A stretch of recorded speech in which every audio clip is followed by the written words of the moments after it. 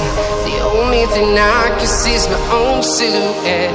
I'm getting stronger, step by step. The clock is ticking, but there's no time for regrets.